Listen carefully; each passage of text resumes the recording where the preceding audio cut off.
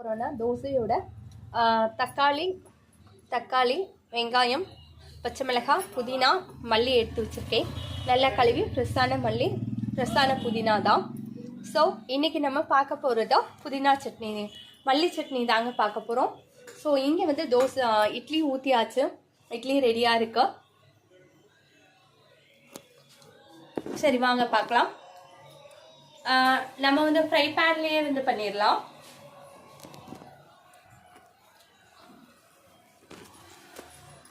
நம்ம ஃப்ரை பேன்லேயே பண்ணிடலாங்க.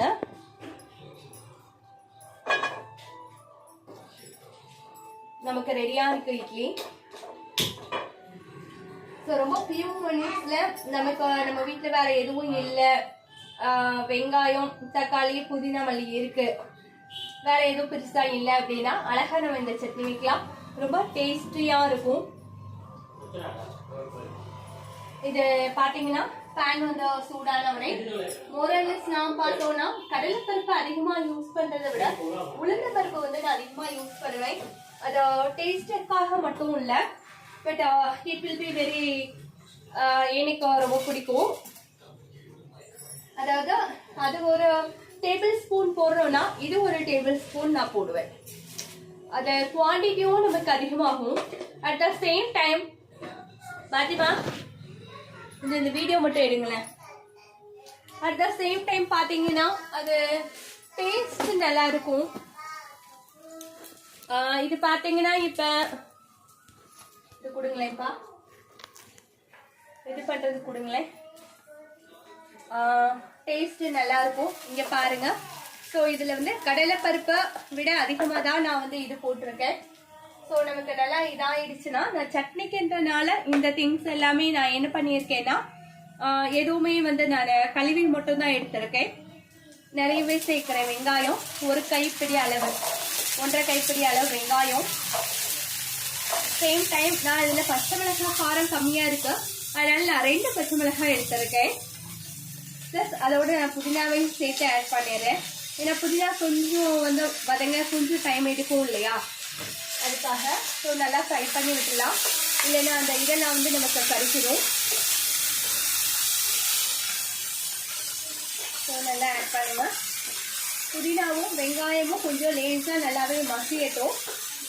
கொஞ்சம் ப்ரௌனிஸாக வரும் இல்லையா, அது வரைக்கும் நம்ம என்ன பண்ணோம்னா இது மாதிரி பண்ணிக்கணுங்க. வரமிளகாவும் நல்லா கொஞ்சம் வதங்கிட்டோம். வரமிளகாய் தேவையில்லை, பச்சை மிளகாய் எனக்கா.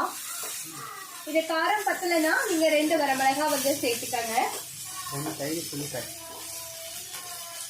இப்போ நம்ம என்ன பண்ணலாம்னா தேவையான உப்பு சேர்த்துக்கலாங்க. நான் எப்பயும் கல்லுப்பு தான், கல்லுப்பு வந்து நல்லாவே நான் வந்து இது பண்ணி வச்சுருக்கேன். ரொம்ப அதிகமாக தான் போட்டேன்னு நினைக்கிறேன். தேவையான அளவு நீங்கள் போட்டுக்கோங்க. கண்மதிப்பாக தானே போடுவேன் போறாது. எப்பயுமே மல்லித்தலை பார்த்தீங்கன்னா ஃப்ரெஷ்ஷாக நீங்கள் வந்து அப்படியே தான் சேர்க்கணும். அடுப்பை ஆஃப் பண்ணிட்டு சேர்த்திங்கனாலே எனக்கு தான். நான் பெரிய தக்காளி 1 எடுத்திருக்கேன். சின்ன தக்காளியாக இருந்துச்சுன்னா 2 தக்காளி அழகாக எடுத்துக்கலாம். ஸோ நீங்கள் வந்து இது பண்ணிடுங்க. நான் கை கழுவிட்டு வந்துடுறேன்.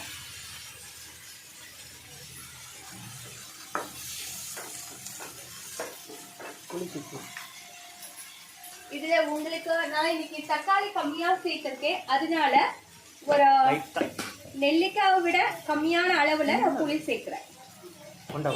இங்கே பாருங்க, இந்த அளவு நான் சேர்க்குறேங்க. தேவைன்னா சேர்த்துக்கலாம் டேஸ்ட்டுக்காக. அது எங்கள் வீட்டில் அவருக்கு பிடிக்குன்றனால தான் நான் சேர்க்குறேன். ஆக்சுவலாக நான் போட மாட்டேங்க. ஸோ எனக்கு காரம் கொஞ்சம் கம்மியாக இருக்கும், அதனால நான் வரமிளகாய் 2 சேர்த்துக்கிறேன். எப்பயுமே பார்த்தீங்கன்னா நம்ம வந்து எல்லாமே ரெடி பண்ணி வச்சுட்டு தான் அடுப்பை பற்ற வைக்கணும். அது எப்பயுமே நல்லது. டைம் சேவிங் மட்டும் கிடையாது. அரைக்கிறப்ப எடுத்துக்கலாம். ஸோ ஒரே ஒரு வரமிளகாய் நான் ஆட் பண்ணியிருக்கேங்க. ஸோ புளி, இந்த தக்காளி நல்லா மசியட்டும். கொஞ்சம் ரொம்ப மசியணுன்ற அவசியம் எல்லாம் கிடையாதுங்க, ஓரளவு நார்மலாக. இப்போ ஊத்தங்கரையில், கிருஷ்ணகிரி டிஸ்ட்ரிக்ட் ஊத்தங்கரையில் பார்த்தீங்கன்னா ஓரளவு மழையெல்லாம் நின்றுச்சு. ஸோ நாளைக்கு இருந்து நம்ம மில்லட்ஸ் வந்து ஸ்டார்ட் பண்ணிடலாம். வித்தவுட் ஃபயர் வந்து என்ன குக் பண்ணலாம் அப்படின்றத பார்த்துடலாம். நம்ம பார்த்து 1 மந்த் இருக்கும். இன்னைக்கு தான் நான் அதுக்குரிய இதெல்லாம் வாங்கிட்டு வரணும், மில்லட்ஸ்லாம் வாங்கிட்டு வரணும்னு நினைக்கிறேன். ஸோ இது எல்லாமே மசியட்டும். ஆனால் கொஞ்சம் பச்சை வாடை போகணும் இல்லைங்களா, அதுக்காக தான்.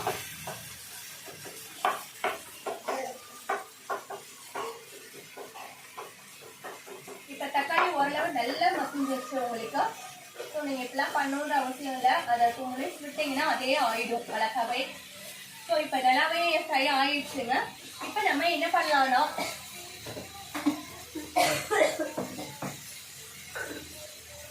நம்ம மல்லித்தலை இருக்கு இங்க பாருங்க. நான் வந்து ஆஃப் பண்ணிட்டேன், அடுப்பை நல்லா ஆஃப் பண்ணிட்டேன். இது வந்து கடாயிலேயே வந்து கொஞ்ச நேரம் அந்த சூடு நமக்கு அப்படியே தான் இருக்க போகுது. ஸோ மல்லியை நான் அப்படியே போட மாட்டேன், ஏன்னா மிக்ஸி ஜார்ல மாட்டிக்கிறோம். ஸோ அதை வந்து சிசர்லயோ இல்ல கட்டிலையோ கட் பண்ணி நீங்க சேர்த்துக்கோங்க. நல்லா ஒரு கைப்பிடி அளவு சேர்த்துக்கோங்க. மல்லி ரொம்ப உடம்புக்கு நல்லது. கெட்ட ரத்தத்தெல்லாம் நல்லா சுத்திகரிப்பு பண்ணுவோம்னு சொல்லுவாங்க. மல்லி பிளஸ் புதினா என்னதான் இருந்தாலும் மல்லி துவையல் மாதிரி ஒரு டேஸ்ட் வந்து எத்தனை நம்ம சைடிஷ் வச்சாலுமே வராதுங்க. ஸோ இப்போ நம்ம மிக்ஸி ஜார்ல இது நல்லா ஆறட்டுங்க. என்னடா மசாலான்னு பார்க்காதீங்க, ஆக்சுவலா பச்சை மல்லி தான் நம்ம சாப்பிடணும், அதுதான் உடம்புக்கு நல்லதோ. நம்ம இதுல எல்லாமே ஆட் பண்ணிட்டோம். இப்ப நான் தாளிக்கிறப்ப ஆட் பண்ணுவேன், மறந்துடுவேன். ஸோ அதனால பெருங்காயத்தூள் ஆட் பண்ணிட்டேன். அது ஏன்னா கொஞ்சம் சூடா இருக்கு. ரொம்ப எண்ணெய் சூடா இருக்கிறப்ப நீங்க எப்பயுமே ஆட் பண்ண கூடாதுங்க, அது உடம்புக்கு நல்லது கிடையாது.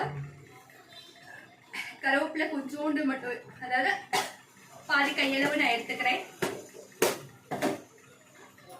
அந்த சூட்ல நல்லா இது பண்ணி விடுங்க, ஆட்டோமேட்டிக்கா அது சின்னதாயிடும். ஸோ இது ஒரு 5 மினிட்ஸ்ல நமக்கு ஆறிடும். தக்காளி எல்லாம் இருக்கனால இப்ப நம்ம பச்சையா நிறைய ஆட் பண்ணிருக்கோம் இல்லையா, அது ஃப்ரிட்ஜ்ல இருந்தனால அந்த ஜில்னஸோட அது அப்படியே மிங்கிள் ஆயிடும். ஸோ ஓகே வியூவர்ஸ், நம்ம இப்ப அழகான நமக்கு ரொம்ப அழகா பிரைம் கிச்சன்ல இட்லி ரெடி ஆயிடுச்சு. சட்னி ஃபியூ மினிட்ஸ்ல ரெடி ஆயிடும். ஸோ இதுக்கு வந்து நான் பக்கத்துல வந்து அதை என்னதுங்க தேங்காய் சட்னி ஆட் பண்ணிக்கிறேன். இதுல தேங்காய் நான் சேர்க்கலான்னு இருக்கேன். தேங்காய் எவ்வளவு சேர்க்கணும் அப்படின்ட்டு உங்களுக்கு டவுட் வரலாம். ஜஸ்ட் ரொம்ப கம்மியா தான் நான் எடுப்பேன், ஏன்னா எனக்கு இதே வந்து குவான்டிட்டி வந்துடும்.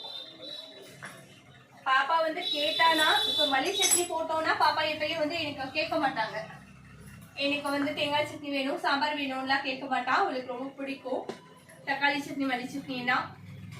எப்பயுமே தேங்காய் நீங்க ஆட் பண்றப்ப என்ன பண்ணுவோம்னா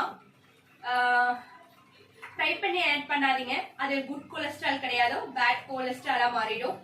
தேங்காய் எப்பயும் ஃப்ரெஷ்ஷா அப்படியே ஆட் பண்ணிக்கலாம்,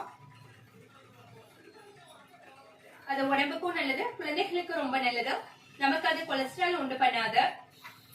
நிறைய பேர் வீட்டுல பாத்தீங்கன்னா வெங்காய தக்காளி வதங்க முடிஞ்சோடனே தேங்காய் வறுத்துக்குவாங்க. தேங்காய் வந்து எண்ணெயிலேயே போட்டா நல்லா இருக்கும் டேஸ்ட்னு.